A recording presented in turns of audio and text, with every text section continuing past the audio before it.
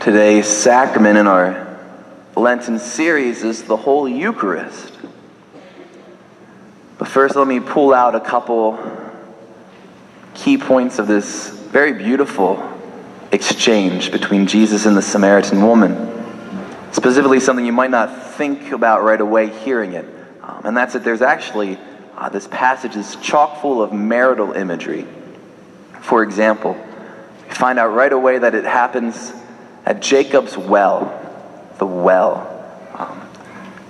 To the Jewish ear in Jesus' day, when they would have heard this about the well, it would have clicked for them right away. The well was the place where Isaac met his wife. The well was the place where Jacob met his wife. The well was the place where Moses met his wife. The well was basically the eHarmony of the ancient world. It was a place where grooms met their brides. And so here comes Jesus towards the beginning of John's Gospel. The divine bridegroom about to betroth his bride. And he says to this Samaritan woman, "You have had 5 husbands, and the one you have now isn't really yours. He doesn't satisfy." Now you probably know the Jews hated the Samaritans and vice versa. The Samaritans were the Jewish people in the certain area who intermarried with the Assyrians. And when they intermarried with the Assyrians, they also began to worship the Assyrian gods. Now the Assyrians had 5, what were called the Baals. There are 5 Baals. And a rough translation of that word Baal is Lord or husband. And so it was these 5 husbands that this woman had kind of gone through, and none satisfied.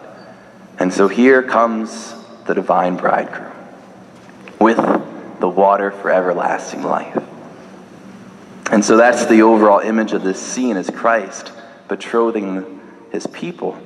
And it's one of the most beautiful images to think about when we think about the Eucharist.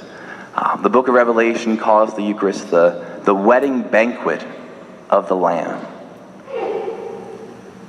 Think of it, Christ comes from heaven to earth. He humbles himself like a man who goes down on his knees to ask for the woman's hand in marriage. Will you marry me? Will you love me and honor me all the days of your life? We process up the aisle purposefully like a bride to meet the bridegroom. Our amen is our vows.